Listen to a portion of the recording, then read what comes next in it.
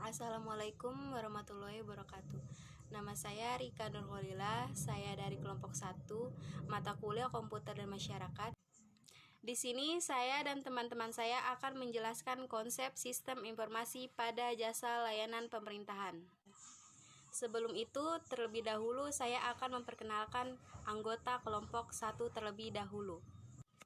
Yang pertama ada saya Rika Nurholila, yang kedua ada Putri Rizkia, yang ketiga ada Muhammad Sahrul Rozi, yang keempat ada Alwin Pujiantara, yang kelima ada Anissa Puji Lestari, yang keenam Meliana Widyaningsih, yang ketujuh Siti Anissa Hasan, yang ke-8 Dimas Prasetyo, yang ke-9 Murni Tatigori. Nah, di sini kita ada 3 pembahasan. Yang pertama ada konsep dan pengertian TI. Yang kedua ada peran dan posisi TI dalam pemerintahan. Yang ketiga ada teknologi dalam perubahan birokrasi. Yang menjelaskan pertama adalah saya sendiri, yaitu Rika Nurholila. Pembahasan pertama kita kali ini yaitu tentang konsep dan pengertian TI. Saya akan membahas tentang konsep dan pengertian TI.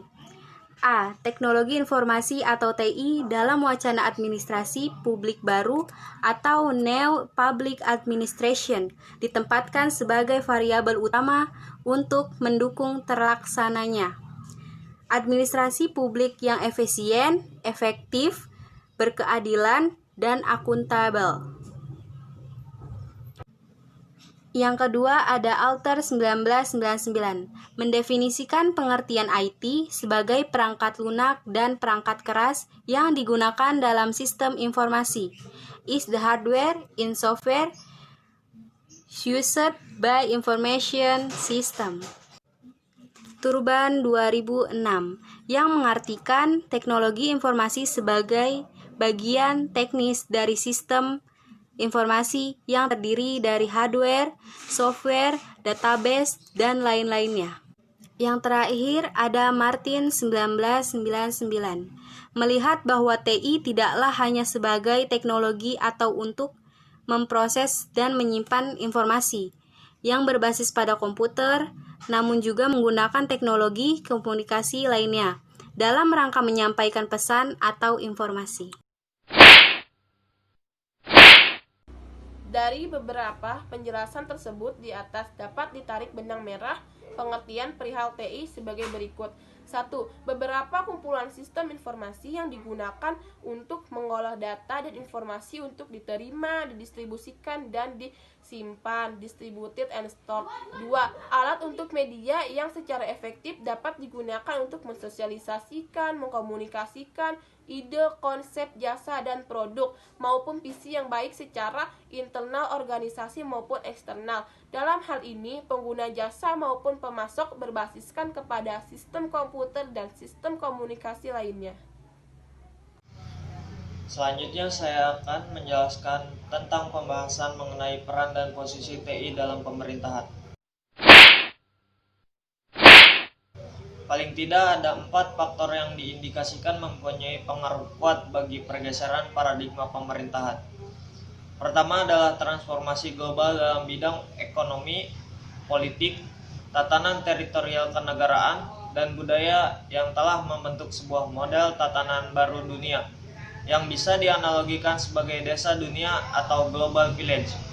Dalam hal tatanan ekonomi, mengingat adanya perubahan dahsyat sistem ekonomi makro dalam bentuk globalisasi pasar dan kompetensi.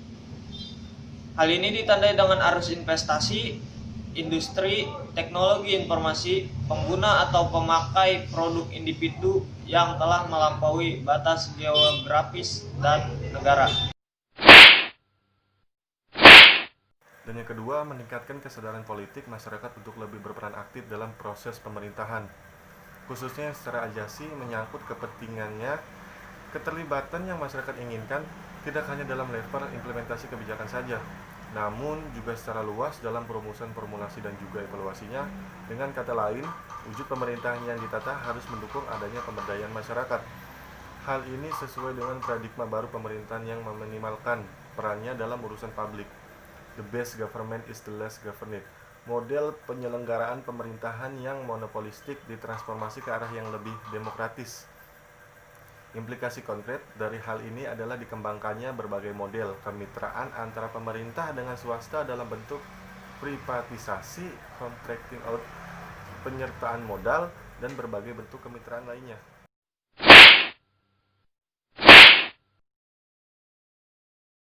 Menurunnya kemampuan keuangan reduce funding pemerintah untuk memenuhi semua kebutuhan yang menyangkut pelayanan publik. Kondisi ini tidak hanya disebabkan oleh berkurangnya sumber pendapatan negara, baik dari sumber daya alam maupun sumber lainnya, namun juga dipicu dengan semakin meningkatkan standar pemenuhan kebutuhan masyarakat. Harapan masyarakat untuk mendapatkan pelayanan yang prima telah menjadi fenomena umum.